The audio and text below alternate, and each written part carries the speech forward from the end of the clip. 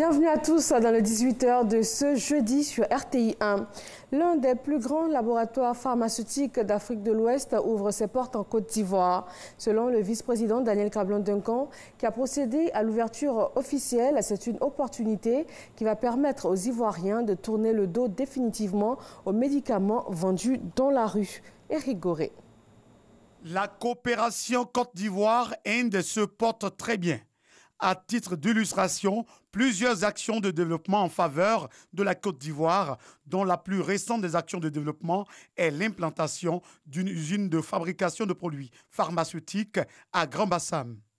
C'est le vice-président de la République de Côte d'Ivoire, Daniel Cablon-Duncan, qui a inauguré cette unité industrielle qui a coûté plus de 6 milliards de francs CFA. L'Inde fait partie des plus grands fabricants de produits pharmaceutiques au monde. Cette expertise sera mise à la disposition de la Côte d'Ivoire à travers l'usine Africure. Des médicaments seront fabriqués sur le territoire ivoirien sous la supervision des experts indiens. Ce projet permet également de recruter des compétences locales. Pour sa part, le ministre de la Santé et de l'Hygiène publique se réjouit de ce projet. Et dans le souci de faciliter l'accès à des médicaments de qualité, le gouvernement s'est-il engagé à inciter les investisseurs dans un processus d'industrialisation du secteur pharmaceutique pour en faire une opportunité de croissance économique dynamique.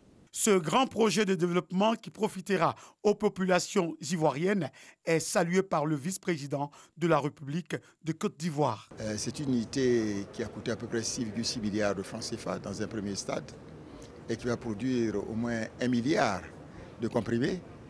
Je crois 800 000 sirops, etc. Vraiment, les chiffres sont effarants. Et ceux qui ont pu visiter l'intérieur, vous avez pu voir que tout est aseptisé. Et ça, c'est vraiment important. Et vous l'avez noté tout à l'heure, on ne produit pas seulement pour la Côte d'Ivoire, mais pour toute la région ouest-africaine. C'est important parce que l'objectif, c'est de faire de la Côte d'Ivoire un hub régional médical dans tous les domaines. Bien sûr, la fabrication pharmaceutique, mais aussi vous avez des cliniques maintenant de pointe qui s'installent ici. Je ne vais pas faire de publicité. Et bientôt, je crois que c'est en cours de discussion, nous allons avoir un centre de thalassothérapie, c'est de traitement par eau de mer. Vous voyez, c'est pour faire en sorte que la Côte d'Ivoire soit un centre médical de qualité. Et nos amis indiens, disons que sont avec nous pour aller de l'avant. Cette unité pharmaceutique va lutter efficacement contre les médicaments de la rue et améliorer la santé des populations sur le territoire national. Après son adoption en plénière par le Sénat, le projet de loi portant révision de la Constitution était sur la table des députés, membres de la Commission des Affaires générales et institutionnelles. Le garde des Sceaux, ministre de la Justice, était face aux députés afin d'expliquer l'intérêt de ce projet. Après échange, le projet de loi a été adopté à la majorité des députés présents. Sur convocation du président du Rassemblement des Soufouettistes pour la démocratie et la paix RHDP, le président Alassane Ouattara, les membres du conseil politique de ce parti se réunissent ce jeudi au Sofitel Hôtel Ivoire. Sur place, c'est une ambiance festive avant la tenue de la réunion. À l'ordre du jour de ce conseil politique, les orientations à donner par le président du parti en vue des futures échéances électorales d'octobre 2020. Comme vous le pouvez le voir, ils sont nombreux à avoir fait le déplacement. Jeunes et cadres du parti se sont mobilisés pour cette réunion du conseil politique du RHDP. Dans nos prochaines éditions, nos reporters vous feront écho des décisions arrêtées issues de ces assises. La présidente du ACA du Maroc en mission en Côte d'Ivoire s'est rendue à la maison de la télévision ivoirienne. Une délégation accompagnée par la haute autorité de la communication audiovisuelle de Côte d'Ivoire, présidée par René Bourgoin, a pu échanger avec la direction générale de la RTI.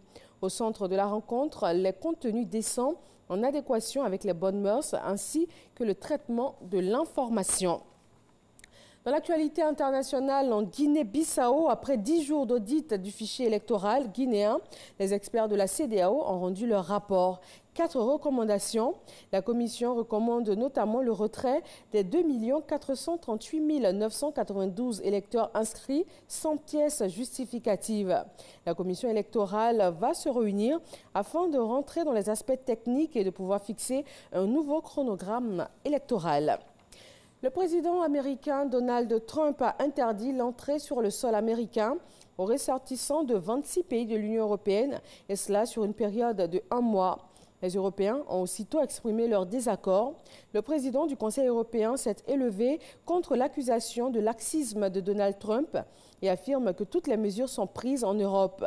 Selon Charles Michel, la crise du coronavirus mondiale ne se limite pas à un seul continent et requiert donc la coopération plutôt que des actions unilatérales. Et voilà, c'est tout pour ce point de l'actualité. Merci de votre attention.